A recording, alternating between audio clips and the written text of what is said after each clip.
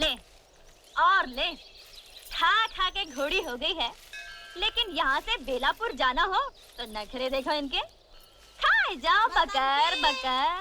ओ बसंती, मौसी मैं यहाँ हूँ इस गधैया के पास। लो अब इनकी झिक-झिक सुनो। अरे वो छोकरिया, दिन भर हवा हवाई घूमती हो, मगर मैं कोई काम बोलूं तो जू नहीं रेंगती कान पर। लो और सुनो। अरे मौसी तुम तो बस हुक्का पानी लेकर चढ़ जाती हो, सुनती तो हो नहीं। कौन सा काम कहा था तुमने? वैद्य जी के पास जाने का ना। तो मैं गई थी तुम्हारी दवा लाने के लिए वैद्य जी के पास, अब वो थे नहीं तो मैं क्या करूं? पड़ोसी कह रहे थे कि वो बहुत बीमार हैं और दूसरे गांव गए हैं दवा दारू लाने के लिए। ओहो, मैंने तो वैद्य का नाम भी नहीं लिया और तूने पूरी कथा सुना दी। तो फिर कौन सा काम कहा था? कच्चे आम लाने को नहीं कहा था अचार के लिए, पर तुझे याद रहे तब ना। कच्चे आम? हाँ था तो था, अभी लाती हूँ। इमाम साहब, मैं आपको छोड़ दूं? कौन? बसंती। हाँ। आज तू है। कितने बरस हो गए मुझे इस गांव में, तू तो पैदा भी नहीं हुई थी, लेकिन आज तक मस्जिद की सीढ़ियां मैं बाद में उतरता हूँ, कोई ना कोई सहारा पहले दे देता है। हाँ हाँ, तो क्यों नहीं देगा सहारा? क्योंकि ऐसा गांव में कौन है जो आपकी इज्जत नहीं करता हो? जो इज्जत करेगा, जो मान देगा, वो सहारा क्यों नहीं देगा? वो तो देगा सहारा। क्योंकि देखने वाली बात ये भी है कि इतनी बकबक कर लेती है तो अहमद को समझाती क्यों नहीं? तुझसे तो थोड़ा छोटा भी है उम्र में। क्योंकि हमें समझाना तो बहुत अच्छी तरह आता है इमाम साहब, और आपके बेटे को भी समझा सकते हैं। लेकिन देखने वाली बात ये है कि जब तक हमको ये नहीं मालूम हो कि हमें समझाना क्या है, तो फिर हम समझाएंगे कैसे? अरे भाई, अहमद का मामू जबलपुर में बीड़ी के कारखाने में मुलाजिम है, 300 रुपया तनख्वाह है। अच्छा? हाँ, कितनी बार मुझे लिख चुका है, अहमद मियाँ को यहाँ भेज दो, अपने सेठ जी से कहकर दफ्तर में रखवा देंगे। लेकिन ये अहमद है कि जाने को तैयार ही नहीं है, कहता है आप अकेले हो जाएंगे। कैसी हो दीदी? अरे भाई अहमद, हम तो ठीक हैं, लेकिन तुम ये बताओ, एक तो तुम 10 जमात पास भी हो, अंग्रेजी भी जानते हो, और तुम्हारे जबलपुर के मामू ने लिख भी दिया है कि तुम भी आ गई अब्बा की बातों में। जो मिलता है उसे यही कहते हैं। अरे भाई, बसंती ने पूछा, मैंने कह दिया। क्योंकि हमें बेफिजूल बात करने की आदत तो है ही नहीं। लेकिन सोच लो, ये कारखाना बीड़ी का है, जब तक दिल चाहा काम किया, नहीं तो आराम से बीड़ी पी ली। यानी कि ये तो वही मिसाल हो गई कि आम के आम गुठलियों के दाम। अरे क्या हुआ? आम? मैं तो फिर भूल गई थी। कच्चे आम। कच्चे आम? हाँ, कच्चे आम अचार के लिए।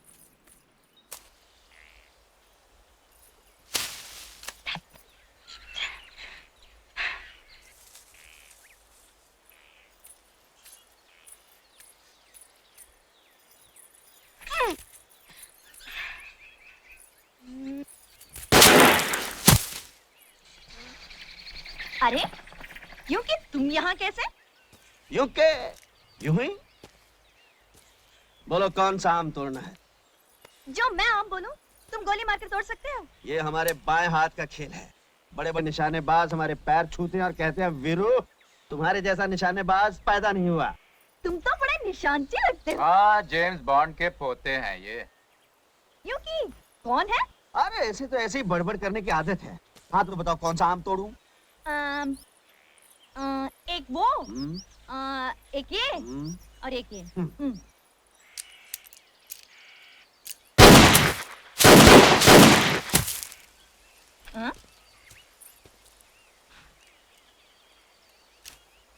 अरे ये तो तुम्हारा दोस्त भी। हाँ हाँ हाँ, काफी होशियार है लड़का। अभी मैं सिखा रहा हूँ, जल्दी सीख जाएगा।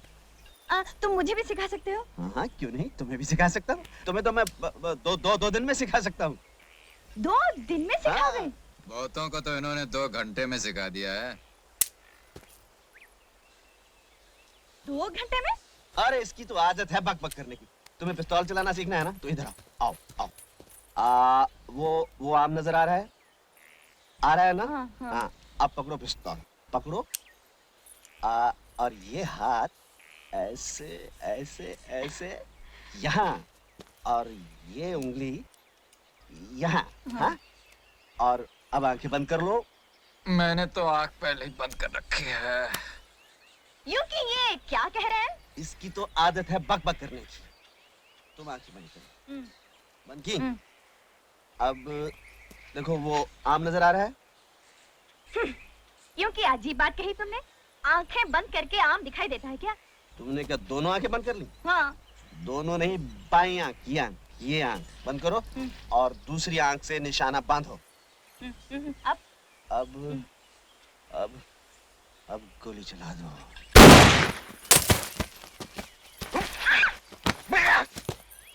लग गया निशान। यूं कि हम सीख तो रहे थे गोली चलाना, लेकिन अब हमें दाल में कुछ काला लग रहा है। दाल? काला? काली दाल? मैं समझा नहीं। मगर मैं समझ गई।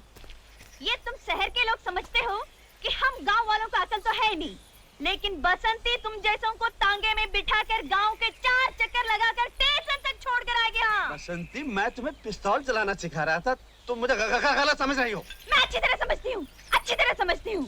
अब तुम यहाँ बैठकर चलाओ पिस्तौल। बसंती चलिए अपने घर। जय राम जी की।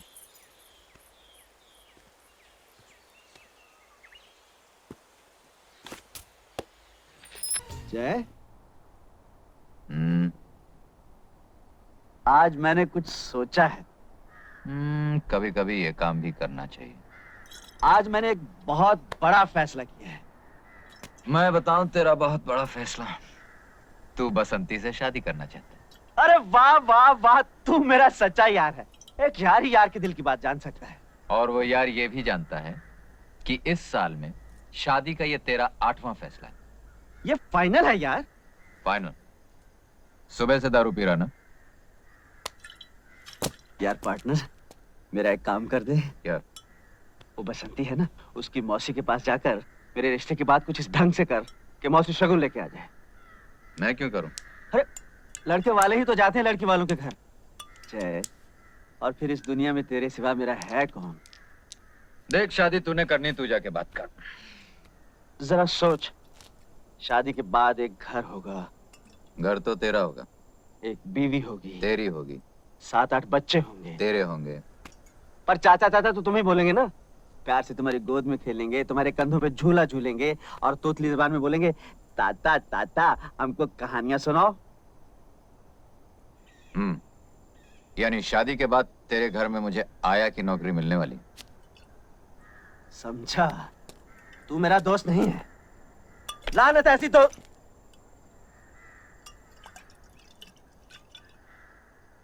इसीलिए अकड़ रहा है ना कि मेरा ये काम तेरे बगैर दूसरा कोई नहीं कर सकता। आज मेरी माँ होती तो मेरी कब की शादी हो चुकी होती, मेरे छोटे छोटे बाल बच्चे होते। आज मेरा बाप होता तो बैंड बाजे के साथ मेरी शादी करके लाता। मेरे भाई बहन होते, वो मौसी के पैर छूकर भी बसंती की शादी मुझसे करवा देते। लेकिन ये मत भूल जाए, जिसका कोई नहीं होता उसका भगवान होता है। भगवान? तू वो दोस्त नहीं रहा। तू नहीं चाहता मैं बुरे धंधे छोड़कर घर गृहस्थी बसा सकूं। मैंने तुझे क्या समझा था जय, लेकिन तू क्या निकला? साला नौटंकी, खड़ी खड़ी ड्रामा करता है। चल बस बस, बहुत हो गया है। मैं मौसी जाके बात कर लूंगा। सच? अरे बेटा, बस इतना समझ लो कि घर में जवान बेटी सीने पर पत्थर की सिल की तरह होती है। बसंती का ब्याह हो जाए तो चैन की सांस लूं। हाँ, सच कहा मौसी आपने। बड़ा बोझ है आप पर। लेकिन बेटा, इस बोझ को कोई कुएं में तो फेंक नहीं देता। बुरा नहीं मानना, इतना तो पूछना ही पड़ता है कि लड़के का खानदान क्या है, उसके लक्षण कैसे हैं, कमाता कितना है। कमाने का तो यह है मौसी कि एक बार बीवी बच्चों की जिम्मेदारी सर पे आ गई तो कमाने भी लगेगा। तो क्या अभी कुछ भी नहीं कमाता? नहीं नहीं, ये मैंने कब कहा मौसी, कमाता है, लेकिन अब रोज रोज तो आदमी जीत नहीं सकता ना। कभी हार भी जाता है बेचारा। हार जाता है? हाँ मौसी, अब ये कमबख्त जुआ चीज ही ऐसी, अब मैं क्या कहूँ। हैं? तो क्या जुआरी है? छी छी छी छी मौसी, वो और जुआरी ना ना, वो तो बहुत ही अच्छा और नेक लड़का है। लेकिन मौसी, एक बार शराब पी ली ना, फिर अच्छे बुरे का कहाँ होश रहता है। हाथ पकड़ के बैठा लिया किसी ने जुआ खेलने। अब इसमें बेचारे वीरू का क्या दोष है? ठीक कहते हो बेटा, जुआरी वो, शराबी वो, लेकिन उसका कोई दोष नहीं। मौसी आप तो मेरे दोस्त को गलत समझ रही हैं। वो तो इतना सीधा और भोला है। अरे बसंती से उसकी शादी करके तो देखिए, ये जुए और शराब की आदत तो 2 दिन में छूट जाएगी। अरे बेटा, मुझे बुढ़िया को समझा रहे हो? ये शराब और जुए की आदत किसी की छूटी है आज तक?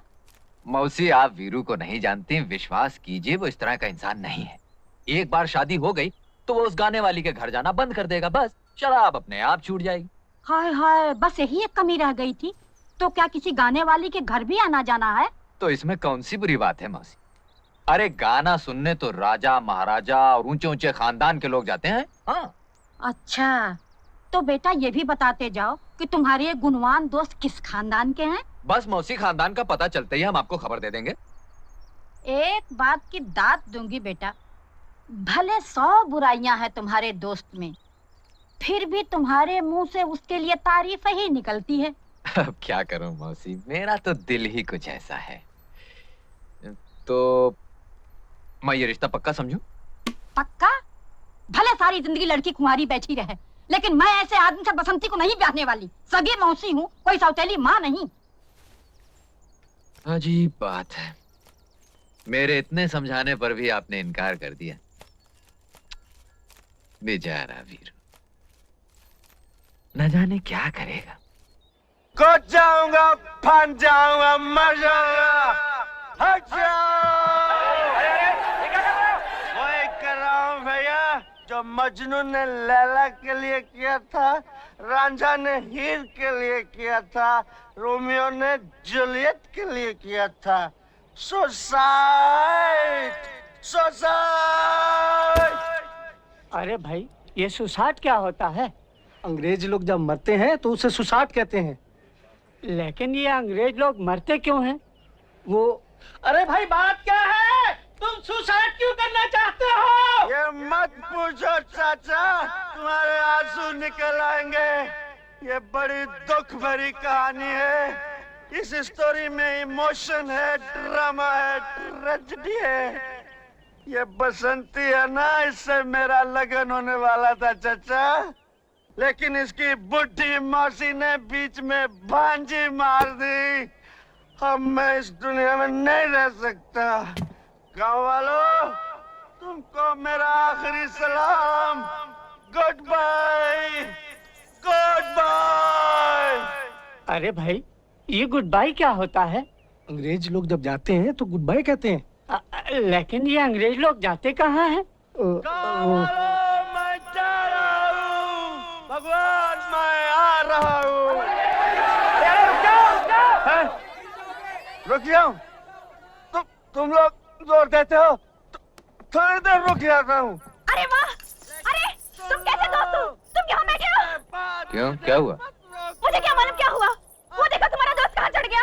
देखो, मेरा दिल भर चुका। देखा, देखा तुमने? हाँ देखा, कुछ नहीं होगा। जब दारू उतरेगी तो ये भी उतर आएगा। क्योंकि मैंने एक से एक जालिम देखा, मगर तुम्हारे जैसे पत्थर दिल दोस्त नहीं देखा जो। अरे संभालो! या न दोस्त, इसलिए मैं जान तय कर रहूंगा।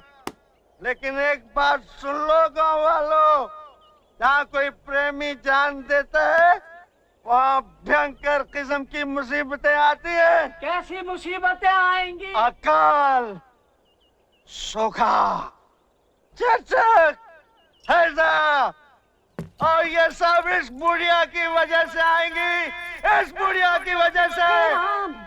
देख लेना गाँव वालों, when I dead, police coming, police coming, बुढ़िया going jail, in jail, बुढ़िया चक्की pissing and pissing and pissing and pissing and pissing। अरे मौसी, हाँ कर दो, नहीं तो ये जान दे देगा। अरे कैसे हाँ कर दूं दीनानाथ जी? अरे गाँव वालों, इस बुढ़िया से दरखास्त की कोई जरूरत नहीं। अब मैं रुकने वाला नहीं हूँ, मैं जान दे कर रहूंगा। 1, 2, 3 मौसी मौसी हाँ कह दो ना। तो कोर्ट कचहरी का चक्कर हो जाएगा मौसी। अरे भैया मैं तो कभी कोर्ट कचहरी नहीं गई। हाँ कह दो मौसी। हाँ, वीरू, ठहर जा, मैं तैयार हूँ। मौसी ने हाँ कह दी भाई, नीचे आ जाओ, आ जाओ। मौसी से कौन शादी करेगा सालो? मुझे तो वो बसंती से शादी करनी है, बसंती से। वीरू मैं तुमसे शादी करने के लिए तैयार हूँ, अब नीचे आ जाओ। अरे गाँव वालों, सुना तुमने भाइयों? मौसी भी तैयार है, बसंती भी तैयार है, इसलिए मरना कैंसल। मैं नीचे उतरता हूँ मौसी जी, मैं नीचे उतरूंगा।